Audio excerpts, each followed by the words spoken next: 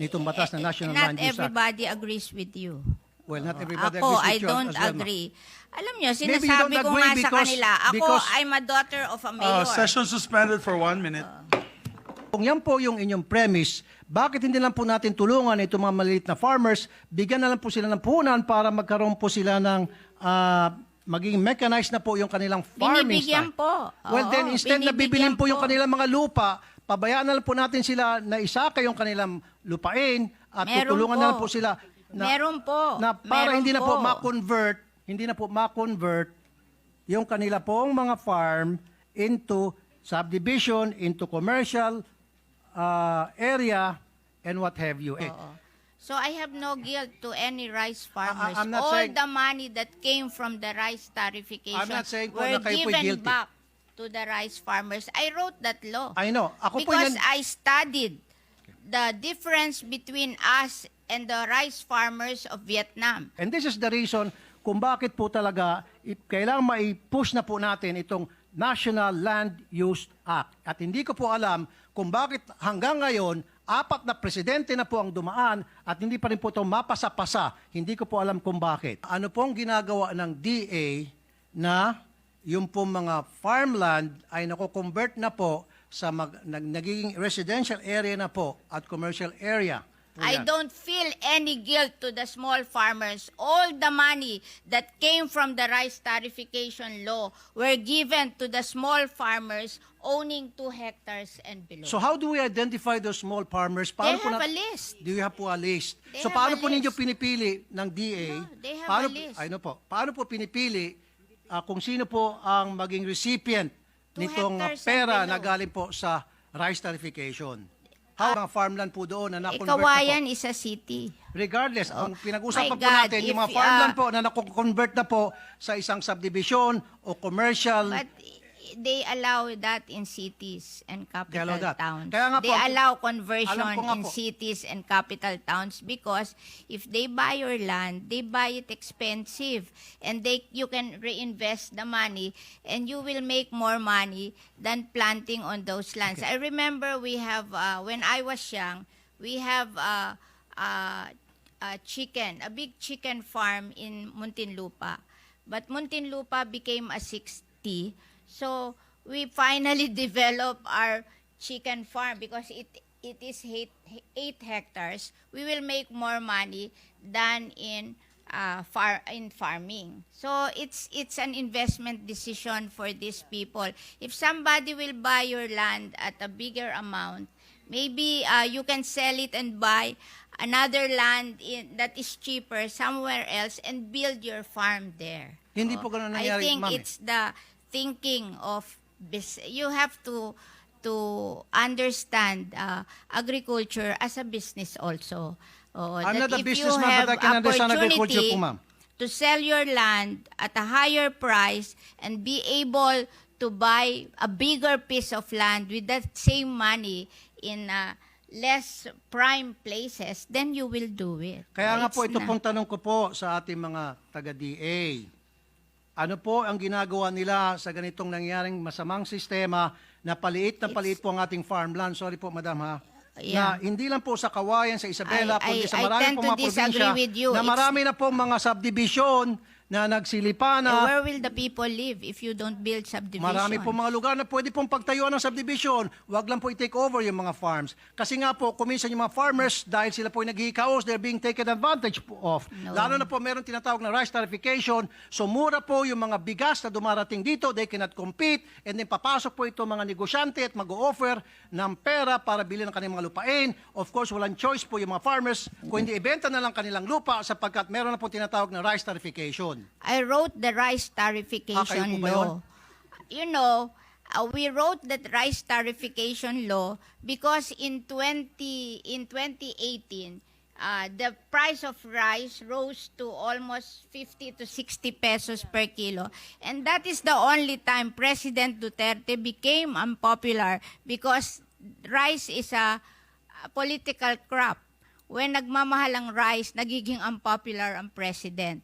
And the World Bank, we signed that WTO agreement in 1995, and they gave us 25 years to be competitive, but we failed to be competitive after 25 years. And if we don't open or liberalize the importation of rice, they will bring down our credit rating.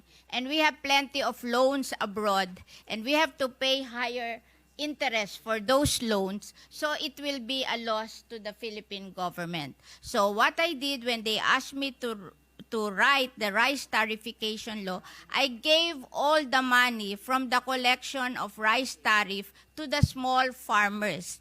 10 billion for the Rice Competitiveness Enhancement RCE. Fund, 5 billion for mechanization, 3 billion for seeds, 1 billion for loans, 1 billion for training. And anything above 10 billion that was collected, it was given to the rice farmers owning 2 hectares and below, 5,000 each, 1.6 million farmers. So that is 8 billion. So a total of 18 billion, which is the collection of the rice tarification law na rice tariff. Alam ko po I yan. don't feel any guilt to the small farmers. All the money that came from the rice tarification law were given to the small farmers owning 2 hectares and below. So how do we identify those small farmers? They po have a list. Do you have po a list? They So have paano a po ninyo list. pinipili ng DA? No, they have paano, a list. I know po. Paano po pinipili kung sino po ang maging recipient 2 nitong hectares and pera below. na galing po sa rice tarification? How are they being They have a identified? list of farmers owning 2 hectares and below. So, Oh, meron po magpapalista ka sa kanila. They have RSBSA. Okay. Oo. So I have no guilt to any rice farmers. I'm not All saying- the money that came from the rice tarification I'm not saying po were na kayo po'y given guilty. back to the rice farmers. I wrote that law. I know. Ako po Because yan. I studied the difference between us and the rice farmers of Vietnam. The rice farmers of Vietnam, they produce their palay at 6 pesos per kilo. We in the Philippines, we produce our palay at 12 pesos per kilo. The 6 pesos difference, I look at it. And 350 is labor. That means we're not mechanized. And 250 is the productivity of the seed. So there's something wrong with our seed. So when I wrote that Rice Competitiveness Enhancement Fund, I gave 5 billion to mechanization and 3 billion to seed distribution, and also to train them to do the same seeds with their own farm. I am teaching them to learn how to do inbred seedlings. Okay. Are you finished po, ma'am? Yes, yes. Okay. Let's go back po dun sa food security. Alam ko po Hindi ako nag-isip. na meron pong tinatawag na Rice Comprehensive Enhancement Fund. Rice Competitiveness Competitive, Enhancement okay. Fund. Enhancement Fund. Nasabi niyo po sa akin, so dapat may 2 hectares yung farmer para sila po ay mag-qualify dyan. Okay na po tayo dyan. However, hindi pa rin po talaga tunay na nasasagot yung pong katanungan ko po na ano pong ginagawa ng DA na yung pong mga farmland ay nako-convert na po sa nagiging residential area na po at commercial area. We need the residential area and the commercial area to improve the quality of lives of our people. Ang alam nyo, it's not the amount of farmlands. It's the efficiency of using these farmlands. Alam nyo, pag maganda ang seeds mo at mechanized ka, even with smaller area of farmlands, you can do better Kaya nga and po, ma'am, earn eh. more. Kaya- Kaya nga we're teaching the farmers to do mechanization and to plant better seedlings and to teach them that they have to operate their farm as a small business so they will make more money. You know, hindi naman ito como maliit ang lupa mo. Kaya we're organizing them into cooperatives para may economies of scale sila. Kasi kung 2 hectares kayo, mag-organize kayo, 30 farmer, then you have 60 hectares. And then you mechanize, hindi ka matatapos sa palay. Bibigyan ka ng Filmec ng ano tawag dito, dryer and milling. So ang production mo hindi na palay na babarating ka ng middleman, kundi mapoproduce mo na hanggang rice. Tapos because you are a